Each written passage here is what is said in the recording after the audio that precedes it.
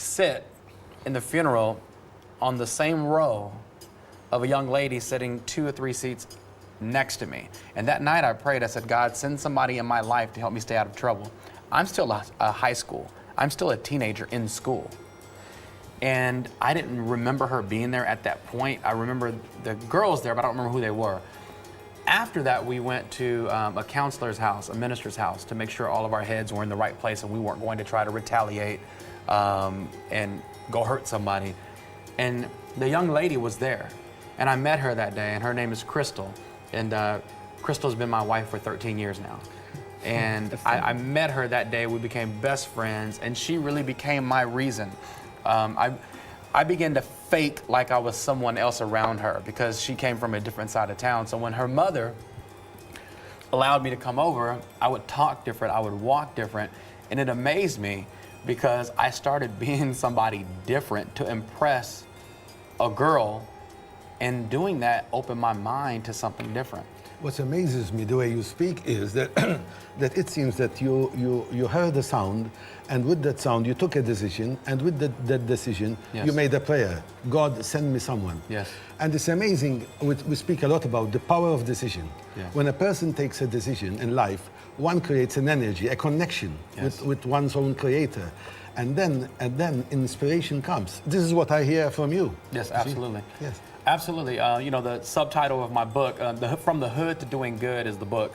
Hood actually stands for HOD, is Hazardous Obstacles of Destruction. I am from the hood, but that word means hazardous obstacles of destruction. We all have things in our life that are hazardous. We all have obstacles that are going to pop up. And obstacles, if they're hazardous, it is designed to destroy you. Yes. I don't think there's an in-between. You have to recognize the things that are literally designed to destroy you. The subtitle of the book is From Adversity to Prosperity Through the Choices You Make. So yes, decision is a major component. There's nothing different between any of us. There's nothing different between me and my older brother who's in prison. My brother's in prison serving 40 years right now. And he's been in and out of jail since he was a teenager as well. And the only difference between me and Willie and Larry's in prison, we're 2 or 3 years apart. We have the same parents, same everything. We lived in the same battered women's shelter. We were homeless at the same time. We were raised, around gangs and violence and drugs. But somehow Willie stayed focused.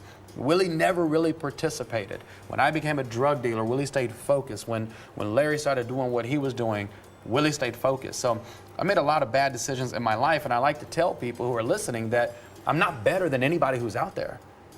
I'm just another chance. I'm not a second chance, I'm another chance.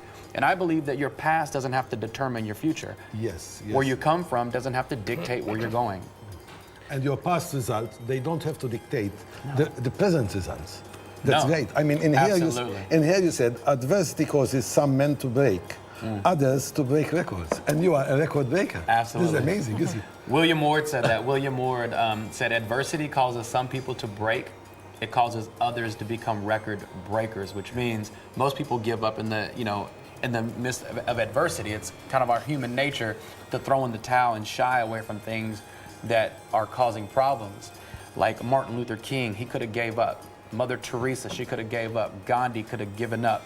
Barack Obama could have given up. Everybody, these people had every reason to throw in the towel, but some reason they didn't, and they all became record breakers. What about, John, a guilt feeling? For example, your friend is dead. Yes.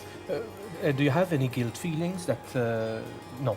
Well, I have painful feelings. And I know the whole story of how it happened. And these guys were fighting since we were in 7th grade, which made us about 14.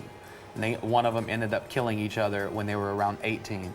And I knew both of them. I knew the guy who did it, and I knew the guy who was murdered. We went to school together. Guilt, not guilt.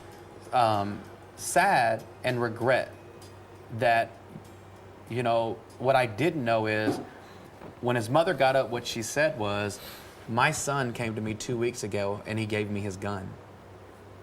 Mm-hmm. I didn't know that. I had no idea he changed his life around. He stopped running, and 2 weeks later he was murdered. But I don't really see. I think there's a difference. I think when you feel guilty about something, you're regretful for what you did, and that's okay. There's nothing wrong with guilt, but there's something wrong with shame. Shame makes you feel like you're less because of a decision that you made or something that has happened to you.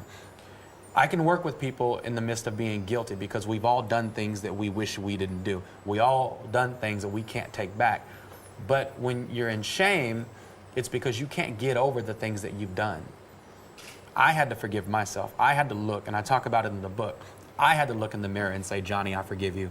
Johnny, I love you. Those words had to come from me to me. So there's the difference between being guilt and living in shame.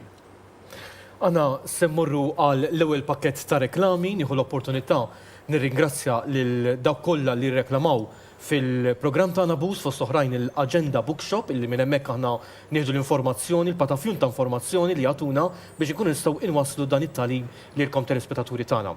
Aħna eżattament wara r-reklami se nagħmlu l-exercise li nagħmlu ta' kull nhar ta' tlieta. U imbagħad wara nkomplu nitkellmu eżattament ma' Johnny Wimbrey u nsiru nafu iktar tarif u talim minn dak illi Johnny jixtieq jgħaddilna illejla. Ibqgħu magħna.